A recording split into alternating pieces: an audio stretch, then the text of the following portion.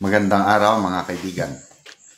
Bigyan natin ng opinion, reaction itong post ng News 5. Title, Change for the Better.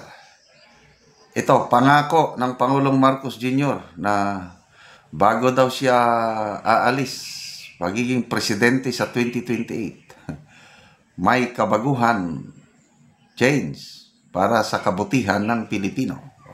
Sabi dito, nangako si President Bongbong Marcos ng tangible changes o makabuluhang pagbabago sa buhay ng mga Pilipino sa nalalabing mga taon ng kanyang administrasyon. Panoorin ang kabuuan ng panayam na ito sa Pangulo sa BBM Podcast Episode 2 kasama si News 5 at 1PH Anchor Cheryl Cosim simula Lunes, June 16, 3 p.m. sa social media pages ng News 5, 1PH, 1 News, True FM at Presidential Communications Office. So, podcast. Di ba ang naunang podcast interview niya, episode 1 kay Katunying. So, I believe ito kay episode 2, continuation ito. News 5 naman. From Katunying to. Siguro, iikot siya sa mga mainstream media, nagpapa-interview. Okay. So, interesado ba kayong manood? Kung ako, wala na. I'm sorry. Kung nakikinig ako sa mga pahayag ng Pangulo, in fairness, magandang pakinggan.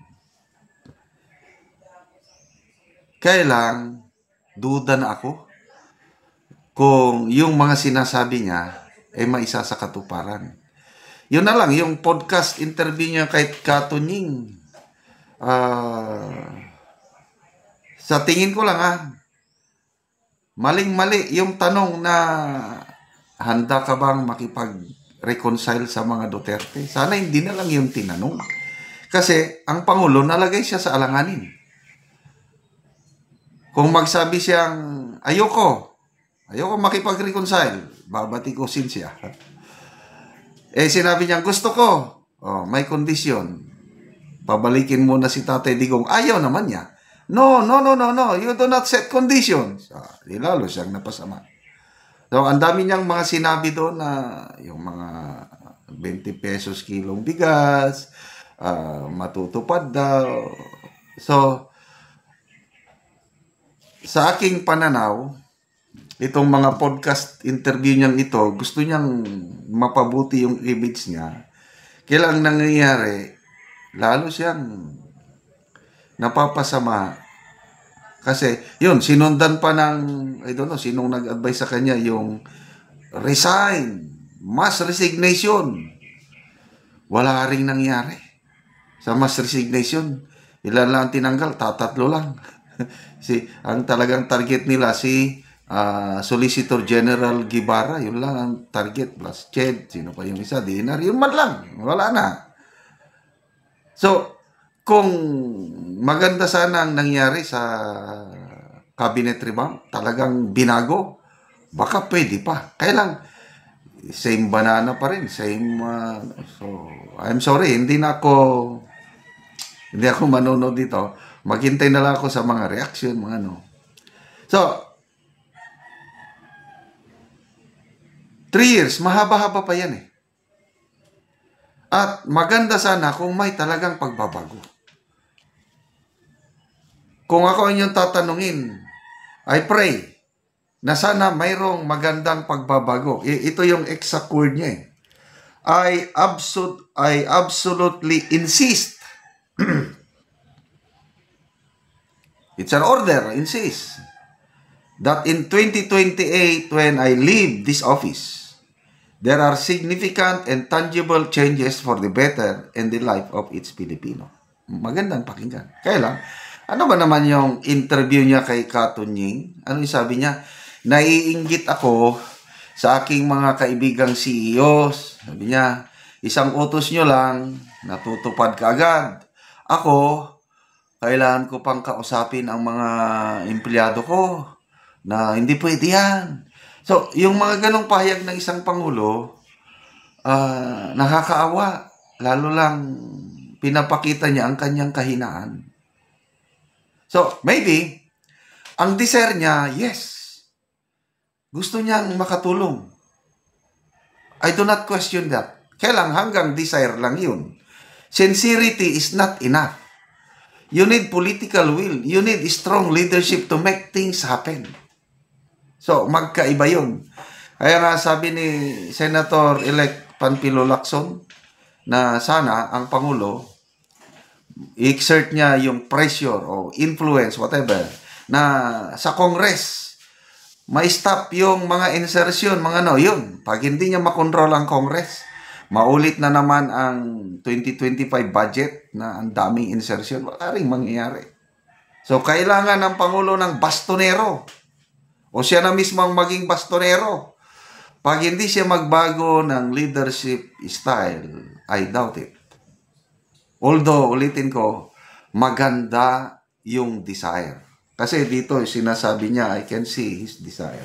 I absolutely insist that in 2028, when I leave this office, there are significant and tangible changes for the bill.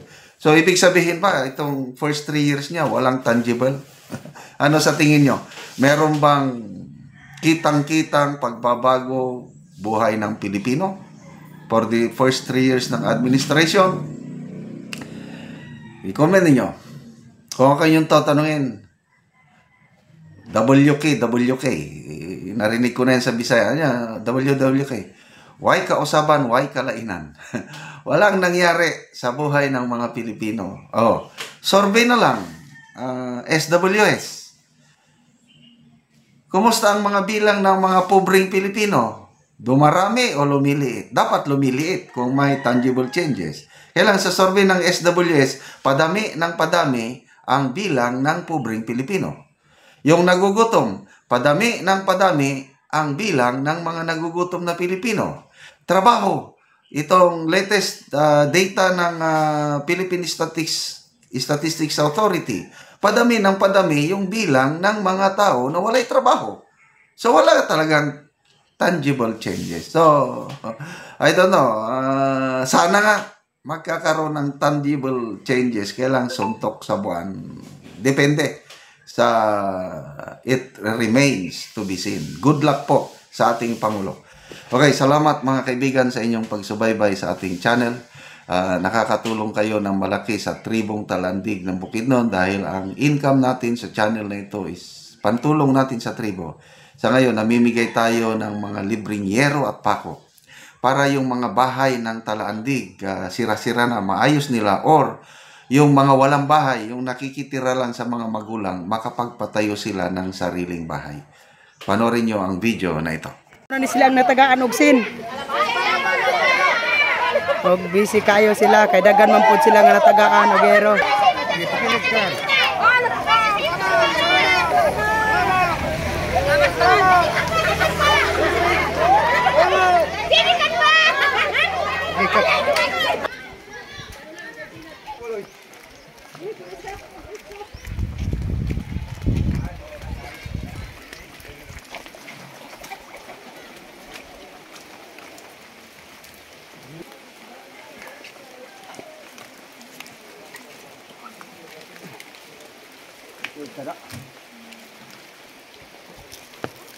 Sir, salamat sa Ginoo nga naghatag niining hinabang sin. Hinautod ta sir nga magkauban ta kanon na hinautod ta sir nga tasang kaog kinabuhi ay walay mitupong sa gawom sa atong Dios nga makagahom. Sir nga daghan pa ang matabangan nga nanginanglan sa mga kakulangon. Pila na day katuig ang imong kuan-kol? Imong edad? 57 akong edad karon. 57 na ka? Oo, 57 na ko. Pila ka buok imong anak, kol? Siyam. Siyam ang imong anak? Oo. So pila karon ang imong gabuhion, kol? 5 kay nakapamilya naman ang uban. So ang akong gabuhion karon 3 apil ang akong mga apo. Oo. So karon, kol, nga magbalay ka, So kuha na gyud makatop na gyud ka. Salamat kay sir kay dili na gid mi sir ulanan kay naanay sin nga imong gihatag sa amo ha. Naotin ta sir nga kaloy ang tanan. So salamat. Pasad ka magpaingon sir. Kanunay magawan ang Ginoo sa imo ha. Salamat kayo, Col. Salamat kayo po.